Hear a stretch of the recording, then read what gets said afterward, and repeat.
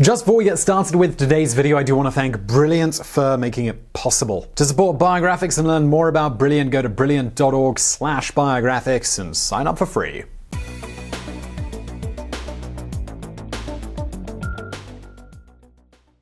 His was the brain that oversaw the most destructive project in all of human history. It won a war by unleashing unimaginable horror, in the process catapulting the world into the nuclear age. For his efforts, he was accused of being a Russian spy and sidelined by the government.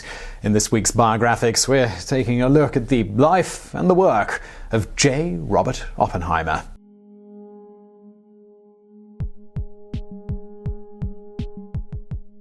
Julius Robert Oppenheimer was born on April 22, 1904 in New York City. His father, Julius, had fled Jewish persecution in Europe as a teenager. His mother, Bella, was also Jewish, with her family having been in New York for several generations.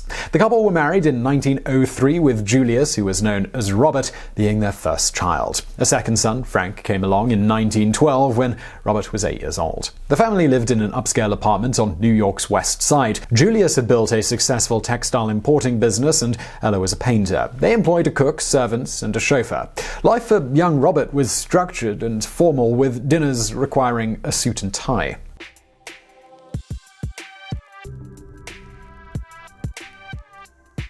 When Robert was 5 years old, the family took a vacation to Germany. There, he met his grandfather, who gave him a collection of minerals. He was mesmerized by the stones, leading to a lifelong obsession with rock collecting. When he was 11, he joined the New York Mineralogical Club. A year later, he presented his first scientific paper. Julius sent his son to the best school he could find, the New York School for Ethical Culture. Robert attended from the second grade right through to college graduation. The focus of the education was science, literature, and moral law. Robert was an A-grade student who completely devoted himself to his studies. As a result, he didn't have much of a social life. Friends, they were few and far between. In fact, according to his high school English teacher, he once said, "I'm the loneliest man in the world." Robert was extremely socially awkward as a teenager. From the start, he considered himself the smartest guy in the room, and this led to an arrogance which was off-putting to his peers. They were also put off by his prim and proper nature.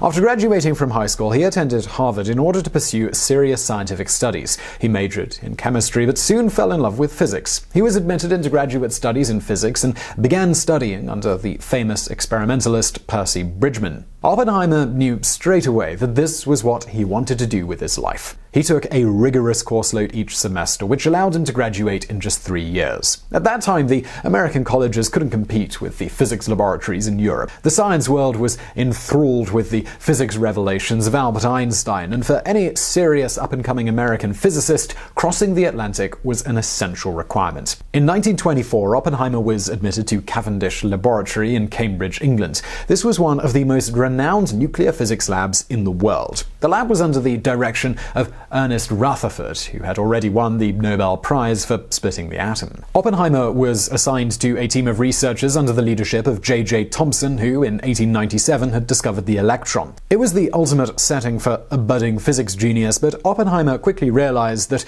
he wasn't really cut out for it. He and experimental physics, they just didn't gel. He was unable to keep up with the required workload, and he almost suffered a mental breakdown. By now, he had developed a habit as a chain smoker and often neglected basic hygiene and nutritional practices as he got bogged down with his work. But try as he may, he was unable to keep up with the required workload.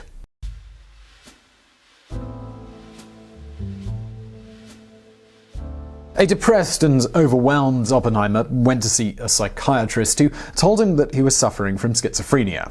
The prognosis was not good, with long-term institutionalization being the standard treatment at the time. Oppenheimer refused to believe this diagnosis. He took a vacation to Paris with his friend Francis Ferguson. However, he wasn't exactly good company, being consumed with his own melancholy.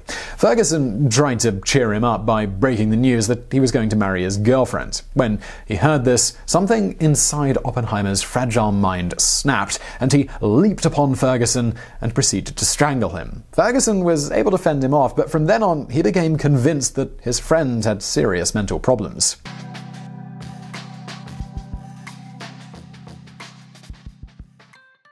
In 1926, Oppenheimer took up a position at the University of Göttingen in Germany. This was the center of theoretical physics in Europe, and Oppenheimer landed right in the middle of a revolution in the field. He found himself rubbing shoulders with and learning from the premier names in quantum physics, including Enrico Fermi, Wolfgang Pauli, and Werner Heisenberg. Here, finally, Oppenheimer found his perfect fit. In 1927, he received his PhD in physics. Over the next 2 years, he established himself as one of the leading physicists in Europe, publishing 16 papers on quantum physics. American physicists had been left behind by the European quantum physics revolution. Many of the professors refused to accept the new counterintuitive theories that went against the grain of everything they had known. This left a slew of eager physicists excited about what was happening in Europe left out in the cold. Oppenheimer saw himself as the vehicle by which the European advances in quantum physics could be introduced to American physicists.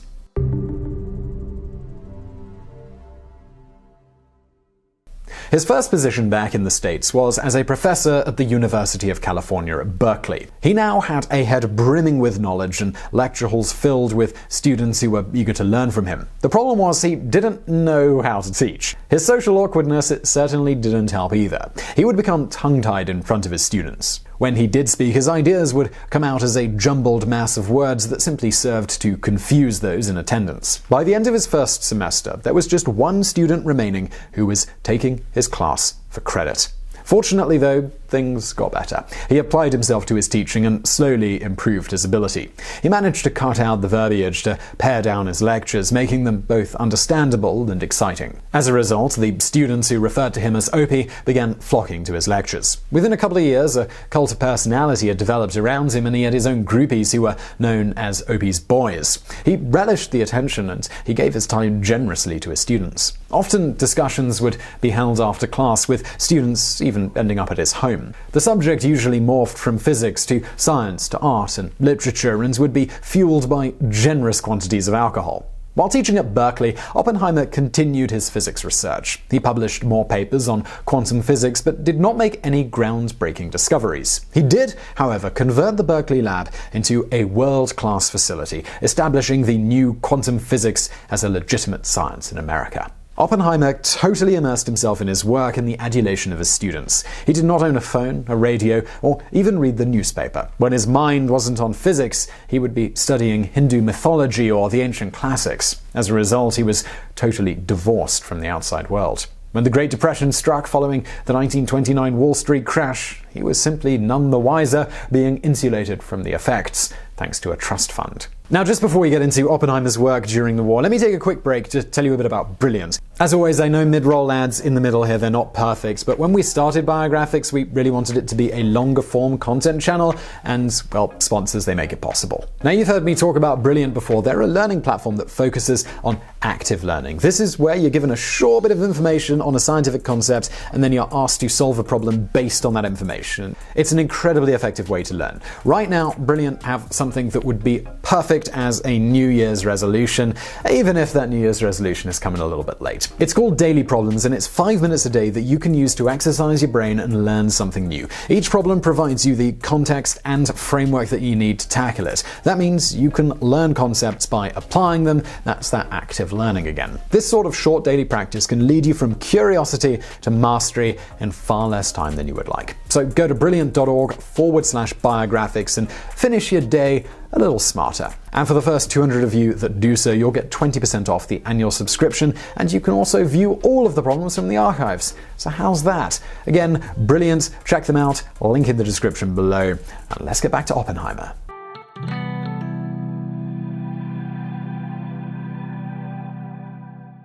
It was the effect that the Depression had on the lives of his students that made Oppenheimer aware of its devastating impact. This brought him an awareness of just how much political and economic events could affect people's lives. This awareness, it was strengthened as he began to take notice of what was happening in Nazi Germany. Having Jewish heritage himself, he looked on with great concern at the rise of Hitler. Yet it took a woman to transform Oppenheimer's political concerns into action.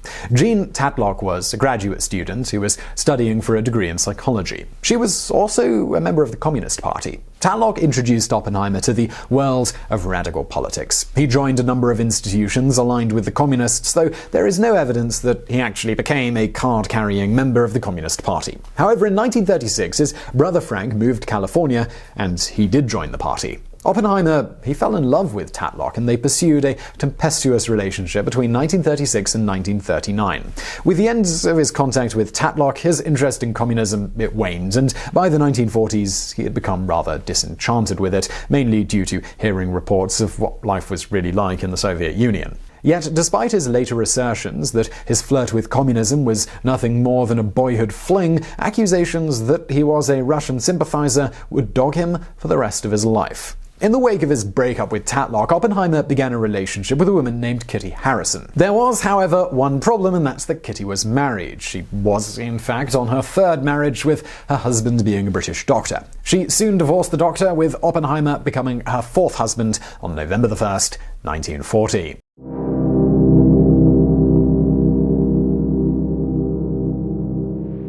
The bombing of Pearl Harbor on December 7, 1941 changed the lives of senior physicists in the United States profoundly. Overnight, their theoretical research was being called upon to help win the war. The first challenge presented to the physicists was to develop a radar system. The country's top physicists, they gathered at the Massachusetts Institute of Technology's radiation laboratory, ready to throw themselves into what they thought would be the great work that would win the war. Then, in September of 1942, work began on a program that proved to be far more impactful than the radar project. And that was, of course, the development of a nuclear bomb. In 1939, 3 German physicists had discovered nuclear fission, which enabled a massive amount of energy to be released when neutrons struck a uranium nucleus. Among the first to recognize the massive destructive potential of this technology if it could be harnessed into the form of a bomb were 2 Hungarian scientists. They made it their mission to warn the President of the United States that he needed to develop such a bomb before the Germans did. But these minor scientists could not get anyone to listen to them. It was only when they secured the support of the world-famous scientist Albert Einstein that they were able to get President Roosevelt's attention.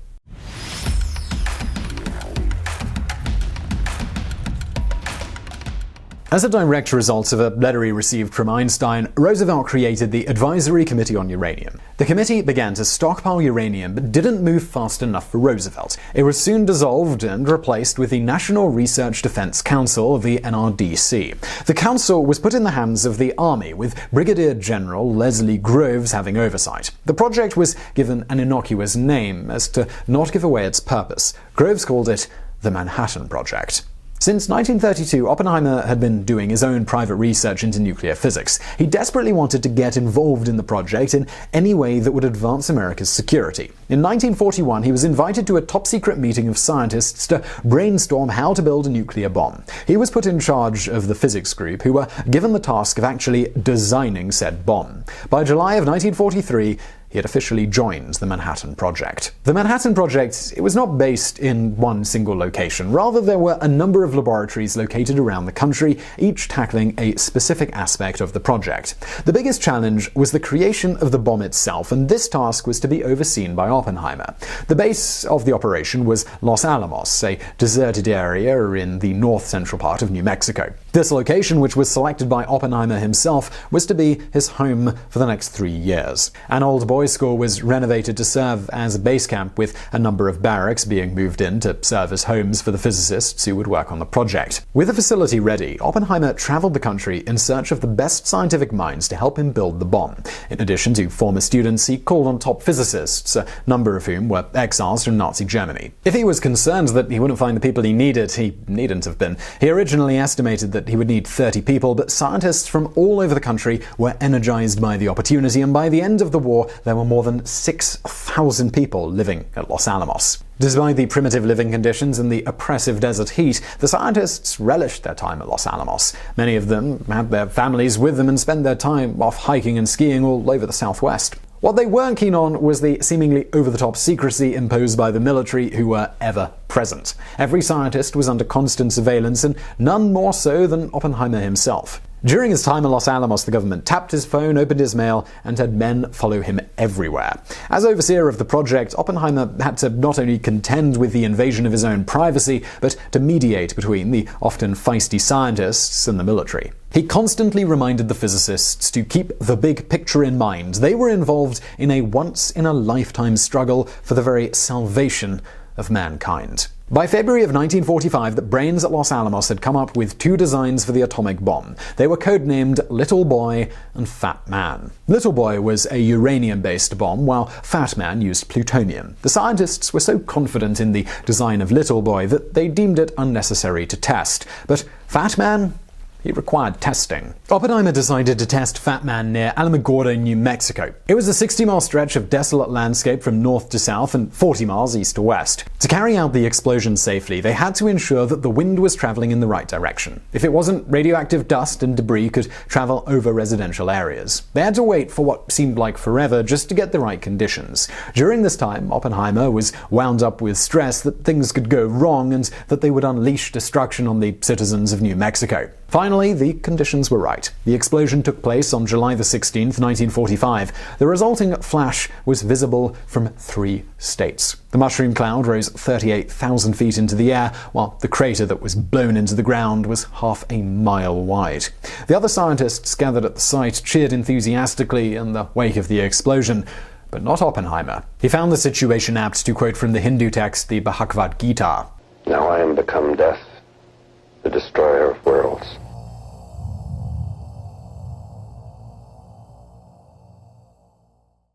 The decision to make use of the bombs was now in the hands of President Harry S. Truman. After much soul-searching, he decided to use it on the Japanese in order to force them to surrender. On August 6, 1945, the B-29 bomber Enola Gay dropped Little Boy over the city of Hiroshima. 90% of the buildings were instantly destroyed, along with 66,000 people. However, the immediate Japanese surrender was not forthcoming. On August 9th, Fat Boy was dropped on the city of Nagasaki, causing 42,000 further deaths. The double whammy was too much. On August 14th, 1945, Emperor Hirohito announced the Japanese surrender. When he first heard that the bombs had brought about the desired effect, Oppenheimer rejoiced, along with the rest of the nation. On later reflection, however, he took in the realization of just what he had unleashed upon the world.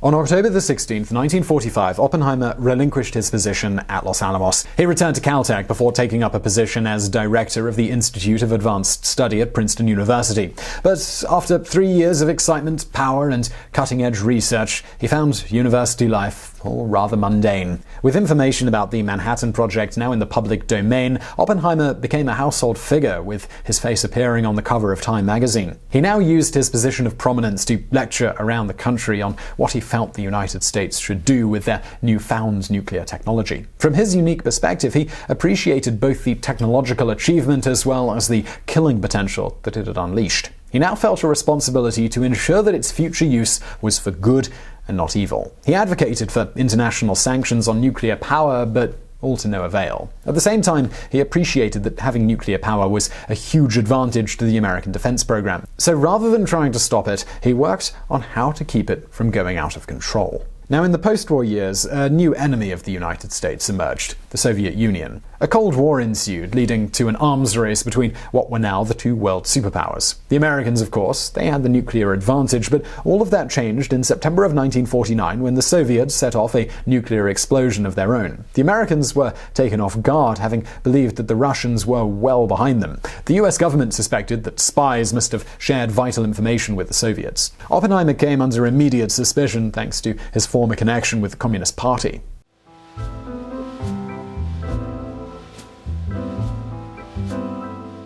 Meanwhile, the Americans rushed to find a response to the Russian bomb. Discussions were held about a new type of bomb, one that was 1,000 times more destructive than those that had been dropped over Japan. It was a bomb that was going to be powered by hydrogen. Oppenheimer was opposed to the hydrogen bomb, fearing that it would become a weapon of genocide. But President Truman decided to go ahead anyway, and the hydrogen bomb, codenamed Mike, was exploded in 1952. In November of 1953, the FBI received a letter from a former government official alleging that Oppenheimer was a Soviet spy. It was enough to bring the full power of the McCarthy communist witch hunt down upon him. Oppenheimer's security clearance was immediately revoked. A 3-man investigation was then undertaken. As it progressed, it became obvious that he was really being investigated for his opposition to the hydrogen bomb project rather than his supposed ties to the Soviets. The resulting report permanently shut Oppenheimer out of any involvement in government affairs due to what it termed the proof of fundamental defects in his character. Following the humiliation of his ouster from the government, Oppenheimer returned to the Institute for Advanced Study. In 1963, with the McCarthy Red Scare long in the past, the government offered an olive-branched Oppenheimer by awarding him the Enrico Fermi Award for Excellence in Nuclear Research. Still, he never fully recovered from the humiliation of the 1950s. 4 years later, on February 18th, 1967, he died of throat cancer. He was 62 years old. So I really hope you found that video interesting. If you did, please do give us a thumbs up below. Also, don't forget to check out Brilliant. You'll find a link in the description below. Subscribe to this channel for brand new videos several times a week. And as always, thank you for watching.